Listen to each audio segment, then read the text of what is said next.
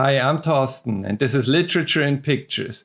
Today I want to kick off something new, a mini-series, little project of mine, if you will, that includes Marvel's Cosmic Saga. So I've never actually read the Cosmic Saga, and if you're wondering what the Cosmic Saga is, I'm going to go into that in a little bit more detail here. But first, with regards to this format, it is going to be a 6-part series where I'll review each of the big collected edition books in each episode and go over my thoughts heading into those. I've never read those before. I tried to stay away from spoilers for the longest time.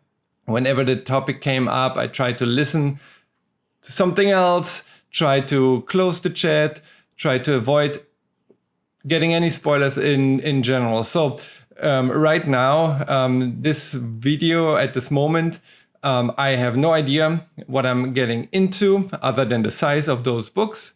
And that's not going to stay that way. So if you're going to follow this series, and if you're familiar with the Cosmic Saga, you're more than welcome to subscribe and sign up. If you're not familiar, you might want to read along, or if you don't care about spoilers, go ahead. But spoilers are coming later on in each of the videos. So the format and what do I mean by each of the books? So the Cosmic Saga is an event that spun from 2006 until late 2011 with different iterations. There is kind of a prequel, which is this video is not only the announcement of what's about to come, but also a review of the first book, which is Annihilation Classic. This is technically not part of the Cosmic Saga, if you will, not intentionally. It collects the first appearances of various characters. So it collects different issues spanning multiple decades, kicking off with Tales to Astonish 13 from 1960. There's Nova 1 from 1976. Rocket Raccoon #1 from 1985. Bug 1 from 1997, and other stories. So you already have more than 3 decades, almost 4 decades worth of stories in here. The first appearances of those characters that will later on become relevant in the Cosmic Saga, or so at least I've been told. Again, I haven't read it so far. So this will be my first initial reaction to each of the books. And I get that's probably out of order how I'm reading those, starting with the classics. But I like to read chronologically, and technically it's still in publishing order. It's just not that when those stories came out, they knew that it's going to turn into the Cosmic Saga. But speaking of the Cosmic Saga, again, we have Annihilation kicking things off in 2006, written by Keith Giffen. And this omnibus, it's going to be the topic of my second part coming out next week. So again, each week a new video. In week 3, we're going to review Annihilation Conquest, heading into War of Kings, or Road to War of Kings. So kind of the prequel, the prelude to War of Kings. This beautiful direct market cover here will be part of my review in week 4. So part 4, the Road to, and week 5 will be War of Kings. So we have War of Kings in 2008, 2009, as I said, and the main event, we'll review those later. And to wrap things up, in week 6, we have the Aftermath, Realm of Kings, the aftermath to War of Kings. So I hope that's not too many spoilers on those covers. Again, trying to stay away from spoilers until I've actually read those. As you can see, they're still sealed. I'll open them up in each week's episode. If you're interested in this format, me going in cold, reading and reacting to it, giving you my thoughts, then subscribe, like this video. This is the first part of a 6-part mini-series. I'm going to open the books, I'm going to show you the artwork, I'm going to skip ahead while I'm reading. So I'm not recording those videos all in one day, obviously. That's going to be over the span of the next weeks that I'm going to record the intro, read the book, record my thoughts, and then edit the video and put it out there. But it'd be an honor for me to have you along this ride. So stay tuned for more. But first, we have a video to go through. We have a book to go through. And at this point, it's at the very bottom. So I have to quick rewind.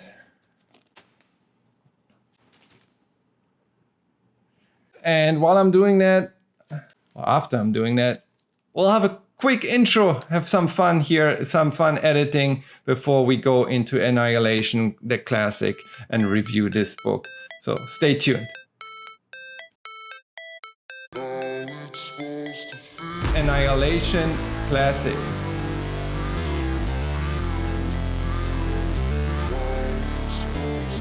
Annihilation. Annihilation Conquest.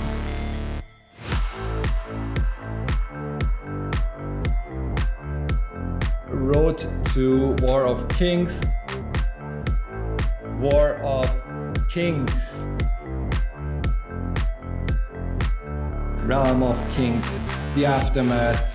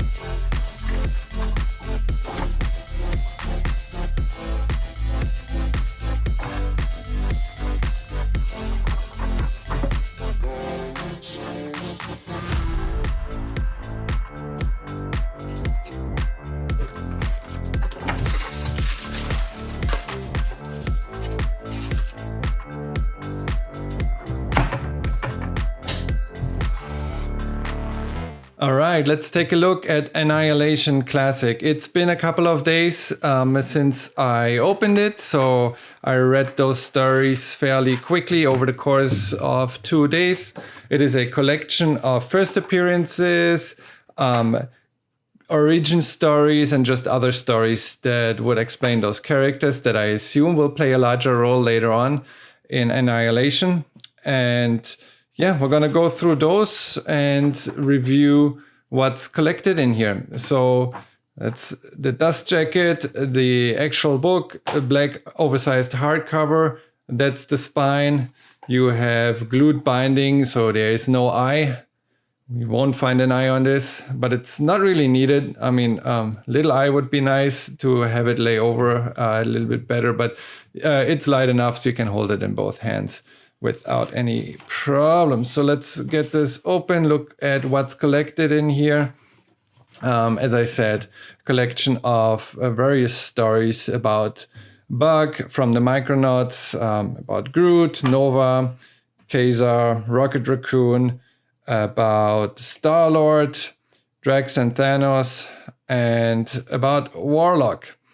Again, as I mentioned, those are collected from various magazines, various issues over the decades, spanning almost 4 decades, starting with the origin story, or the first appearance, I should say, of Groot from 1960 by Stan Lee and Larry Lieber, and pencils by Jack Kirby. We're going to get there when we actually look at the issue. You have stories from the 70s with Nova and Thanos and there's a Destroyer. Warlock's origin, you have 80s, Rocket Raccoon. By the way, this date here is incorrect. So this is 1985, not 1995. The 4-issue miniseries about Rocket Raccoon by Bill Mantlo and Mike Mignola. But yeah, let's get started here. So we're going to start with Bug. Bug 1 is an oversized, well, it says 48 pages special. The story itself is a little bit less than 48 pages, but it's about Annihilus stealing time and space travel from Reed Richards. And you get the Bug from the Micronauts that battles Annihilus while jumping through time and space, witnessing the events that led to the creation of Spider-Man, of the Hulk. Let's see if I find those pages here. Well, we're at the Hulk already here. So you got Peter Parker being bitten by the radioactive spider, just as background material, right? You have Bruce Banner waiting in the desert, and so on. So they're battling it out, Annihilus and the Bug, and jumping through time and space until eventually they are able to control time and space. Frog Thor here. And yeah, it's a very cool story. It's fun, but in the end, there's not a whole lot that actually has a meaningful impact in the end, because everything is being reverted back to where it was. All right, you have Bug's brain ticklers. So you have some extras here that I really enjoyed, actually. So you have a word search. You have a pretty cool game. So I might just dig deeper into this game, try to take a copy, print it out on cardboard or something, and you can play this game. You should probably both play as Bug, because Annihilus, it's a funny route, so we can look a little bit closer at this. Annihilus starts, Annihilus destroy. So you go ahead 1, 1, 1. Annihilus redecorate, miss 1 turn. And you stop at the last one here, and Annihilus must be stopped. You go back 8 spots, so you end up 1, 2, 3, 4, 5, 6, 7, 8 back at the first one. Bug's journey is a little bit more interesting. So you start off in the first one, and it says, how can you roll a 1 with a pair of dice? So you see what direction this is heading. It's based on funny comments, events that are happening, just being tongue-in-cheek, really. You end up on the Bug Special published, and you win already, where you're not even over the finish line. But even if you're close to the finish line, it's like, okay, go ahead, 1, put us all out of our misery. But yeah. You have Captain America frozen in a block of cement. Go back 3, 1, 2, 3. If you find a second gun under the couch, resume 2 gun status. Go ahead 3. Go back 1, 2, 3. End up in the same spot. That actually happens a few times here, where Micronauts 1 gets published, advance 3, 1, 2, 3, and then you have Peter Parker bitten by a radioactive grasshopper. Go back 3, 1, 2, 3, end up in the same spot, but I assume you're only supposed to take action once before you roll the dice again. If not, you're ending up in crazy loops here. It's very fun. Annihilus Morissette wins a Grammy. So yeah. Anyways, let's go back to the brain tickler. So word search, let's find these words. And I was starting, it took me a few seconds to figure this out. But if I go, okay, there are many words, I just find a word that looks familiar and see if it's part of the word search, right? So I was like, oh, there's Einstein. Okay, Einstein.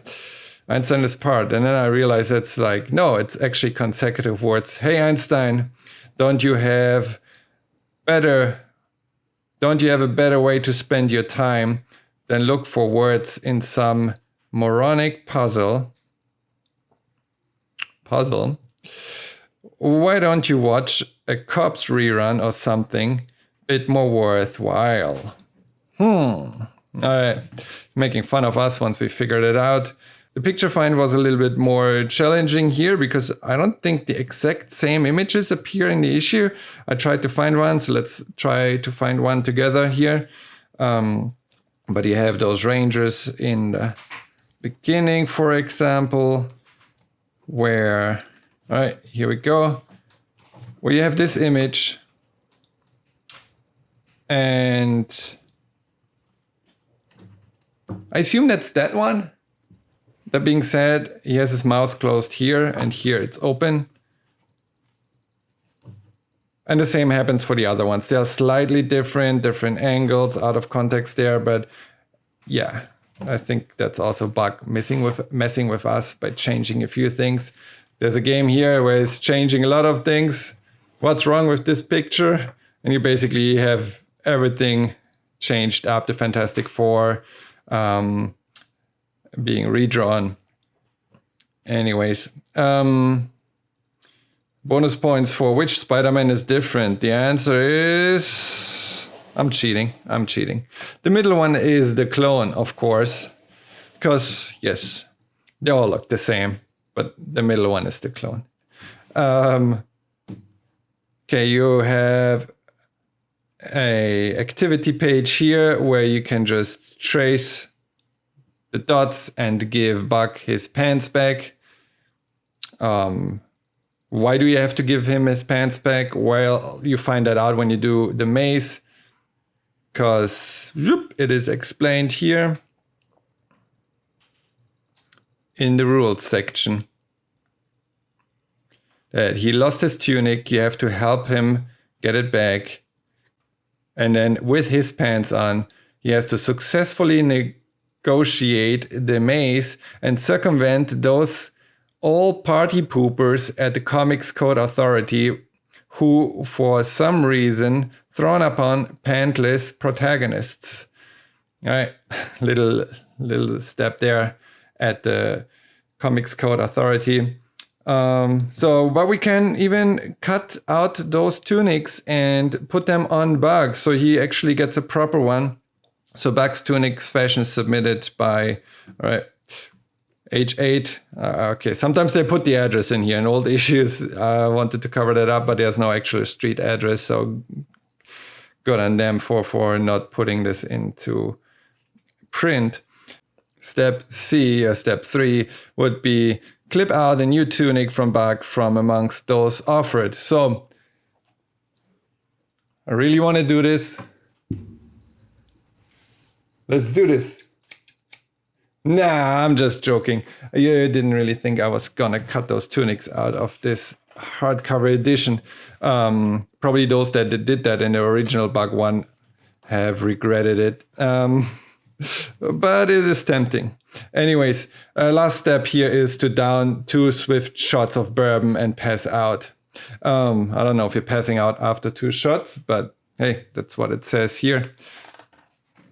All right, we are gonna go to the next issue, which is Groot. And it is Groot's first appearance. So Groot looked a lot different back then and had different powers. So I was kind of surprised that I never read the origin of Groot, or his first appearance here. So you have this monster tree that can talk and kind of attracts wood. So all the wood from the city flies towards him. He can control the wood.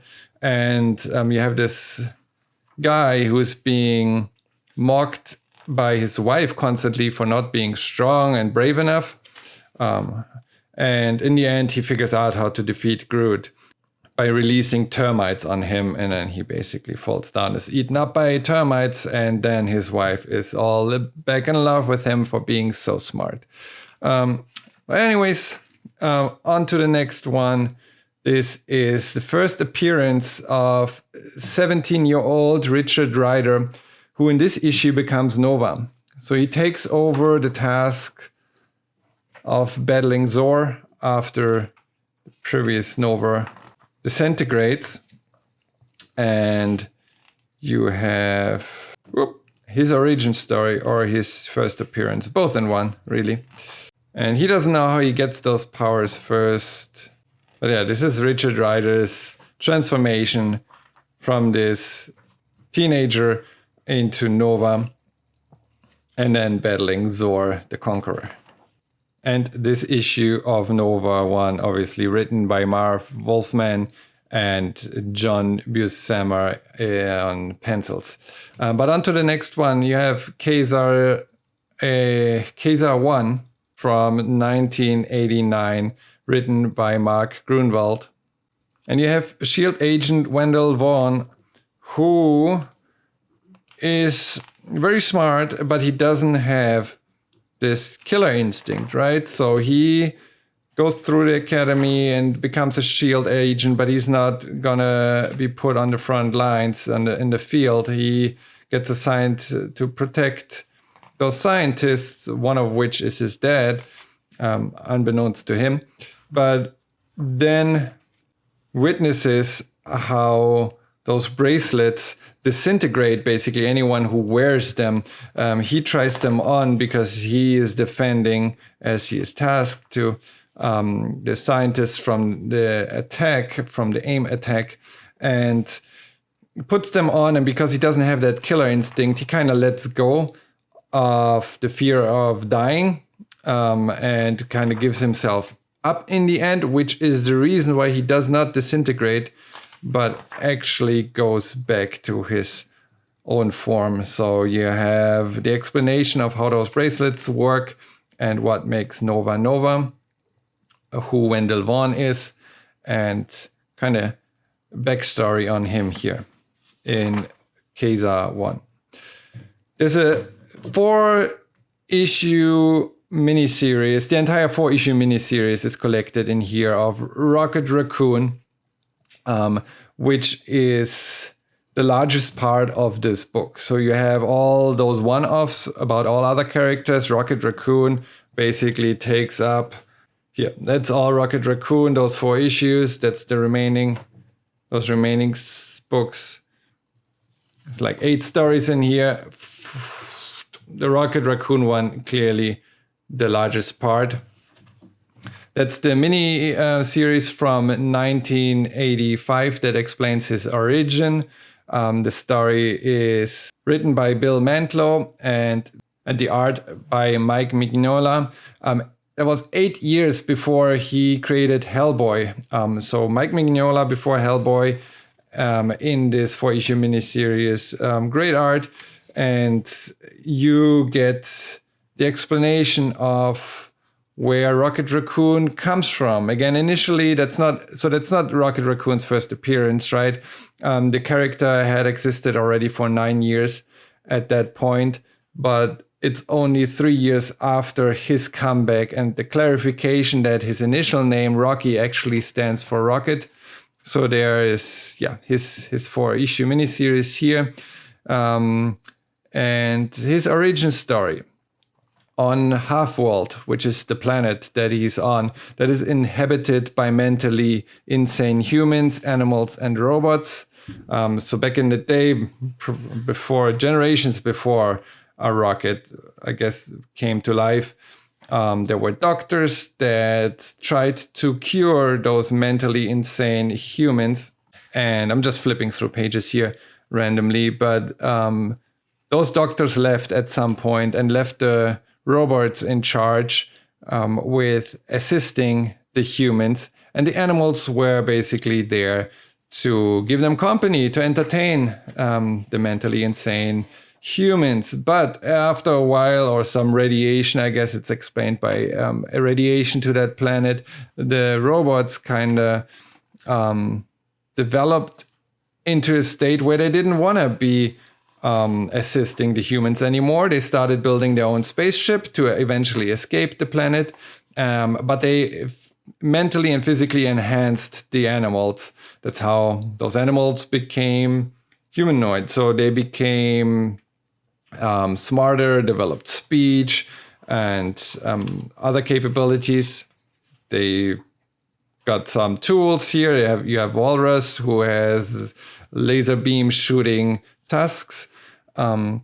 But those animals then were put in charge of taking care of the humans and entertaining them. The robots kind of defaulted back to just producing toys and producing the technology that was needed to run the planet, while their main task was hidden from everyone else, which is building that spaceship.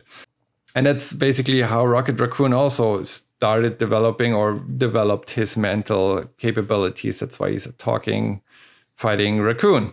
So all those animals have enhanced IQs. This story then tells the tale of how they come to discover the truth, which you get to by issue 3 or so, while Rocket and the others that are helping him are basically interfering. So that's the plot device that is used here. A planet-wide war between the two main toy makers, so the only two toy makers on this planet, and they're fighting a war who can actually be the only toy maker, creating a monopoly of toy making for the humans. So you have that aspect here as a plot device, but the actual story that's being told is the origin story of Half-World, of how the animals became or got to an enhanced IQ. I didn't really dig issue 1, but the story grew on me. By the end of issue 2, 3, and 4 were really fun. I couldn't put it down. So I read those all in one go. But yeah, definitely the largest part of this book. And we get to the Star-Lord origin story. You have Star-Lord's story here 4 years after his first appearance. It tells the origin of Star-Lord in Marvel's Spotlight number 6 from 1980. And yeah, his origin story being his father being an alien, his mother a human. They had a baby together. And yeah. His dad then was killed by aliens. He goes on a revenge spree, eventually facing his dad's creator, if you will, the maker of Star-Lord, the one who gave him powers. You have a little revenge plot. In the end, you find out that revenge is not all what it is should up to be. So you have his creator basically telling him that he is the first Star-Lord who actually stopped being revengeful after he got his revenge, and then kind of committed to making the world a better place, the universe a better place. So his creator, the Master of the Sun, then transfers back into his true form, having to stand trial for his crimes of disobeying those rules of their tribe. But yeah, Star-Lord's origin story. You get next 5 pages just about how the Destroyer, Drax the Destroyer, and Thanos battle it out. Very short story. Not sure if that's helpful, if that plays a role later on in Annihilation, but it's in here. And then the last part of this book is the creation of Counter-Earth in the pages of Warlock. So you have the High Evolutionary who creates Counter-Earth. You have the return and rebirth of him, Adam Warlock, in here to wander amongst humans. The story is written by Roy Thomas, art by Gil Kane.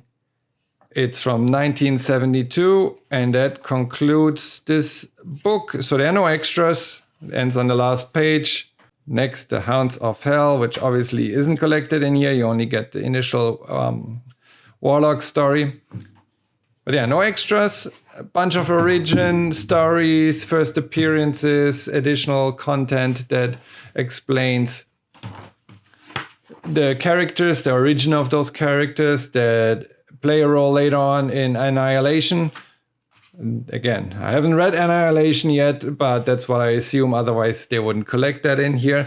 When I read Annihilation, I hope it helps me a little bit, tying those dots to those origin stories of those first comings of those characters. But I shall see. So with that, let's head over to the desk and wrap things up. And that was my review of Annihilation Classic. So I hope you enjoyed it. I'm excited for what's to come. This was really just the initial start, the background stories. There was not a coherent story. The stories collected in here, all 8 characters that were covered, or 9 characters, were their first appearances, their origin stories, disconnected from each other really, other than the one story about Thanos and Drax the Destroyer, but it was just 5 pages of a random battle about a flower. So we'll see if that flower comes back. I have no idea. As I said, I'm gonna review each of the Cosmic Saga books week by week. This was week 1 with Annihilation Classic. I'm going to continue week 2. So a week from now, you'll see me reviewing Annihilation. I have to crack this baby open. But yeah, Annihilation is next. That is hopefully more of a connected story than the classic stories. But again, I see that classic version just as a companion, as a background information in case you don't know nothing about those characters, to get them to know a little bit better where they came from over the previous 4 decades, or not the previous 4 decades, because Annihilation, I think, was written in 2006. Those stories in here were from 1960 up until the late 90s. And then there was like 7-8 year break before Annihilation came out. But yeah, let's get into Annihilation. I see you next week. Subscribe if you want to be notified. Or even if you're subscribed, you might not get notified. So get notified, hit that bell for notifications. But if you want to get notified about upcoming videos, such as next week's Annihilation review, and then the week after, I'm going to review Annihilation Conquest over here. That's in 2 weeks' time. But for now, I want to say bye. Thank you so much for being here and joining me on this journey, on this joyride through the cosmic galaxy, through Cosmic Saga. And well, kick things off with Annihilation a week from now. Thank you. Bye.